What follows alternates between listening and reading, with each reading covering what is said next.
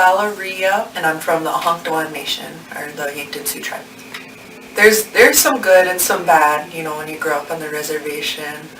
I grew up in a lot of struggle. It was unfortunate, but I think those struggles do make you stronger, and it really made me stronger to do what I'm doing today. I wouldn't be who I am today without those life struggles. And so, and the good part of growing up on the reservation is my family, my Tioshbe. I did live with my dad, and he's non-native, but we were really close to our native family. And so we were always there for each other, had a lot of grandmas and grandpas and a lot of cousins, and just, we were able to grow up in our traditional way of life. And it was just, it was always a good feeling to be around my family. For my family, I would say that, my dad had a large influence on my life. And like I said, he was non-native, but it seems like I needed someone there, to be there for me. Some people don't have a parent, or don't have either, and so having my dad, and he just kept saying, you're strong, you're resilient, you can do this, and having that, he was my rock, and he showed me that, you can do anything that you put your mind to.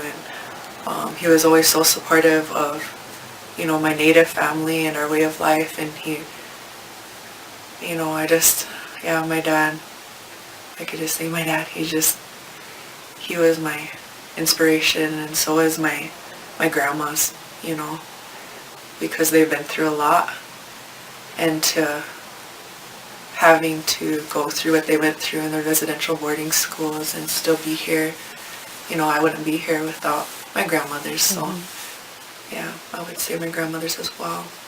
So I'll say with the undergraduate, I feel like that was the hardest, leaving home, leaving the reservation and going to SDSU, a predominantly white institution, there was hardly any other natives around, and not having my family right there, and not feeling welcomed until I found other natives and found the multicultural center. At that point we didn't have a Native American center. It was all the minorities together. That was a struggle. So my doctorate is in adult and higher education administration through the University of South Dakota. And what I want to do one day is I want to work at the administrative level at a university. I'm hoping it would be a predominantly white university, because that's where change needs to take place, and to advocate for Native students. And I feel like I can do that just with my experience and the internships and the opportunities that I've had to build my leadership capacity. When it comes down to everything that I've ever accomplished, I would say it was just getting that first step and getting my undergraduate degree.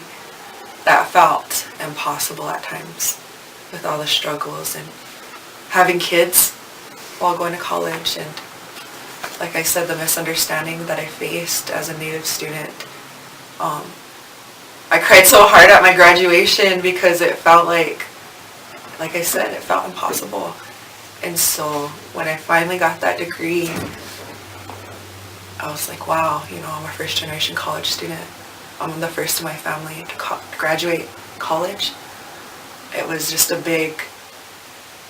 big milestone for me, and I remember my family coming to SDSU, and they were the largest crowd, and more hooping and akishing, and it just felt wonderful.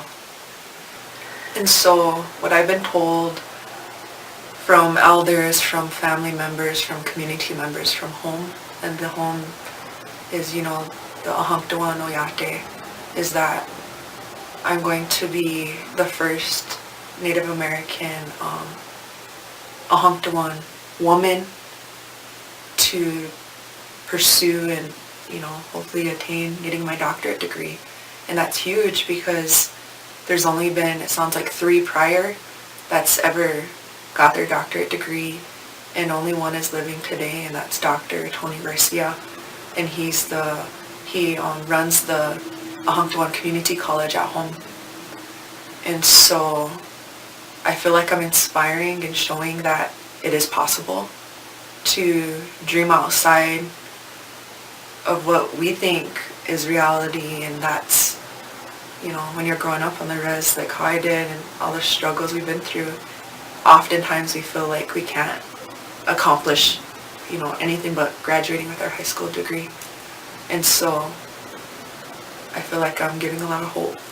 And it feels good because I want them to know, I want Native youth and Native people to know that there is hope, and that to get your education is much needed, because we need that education to advocate for our people. And so that's how I found my way. And so the financial challenges with the doctorate program, or even being in grad school and being a Native student, is that there's not as many scholarship opportunities for graduate students that are Native.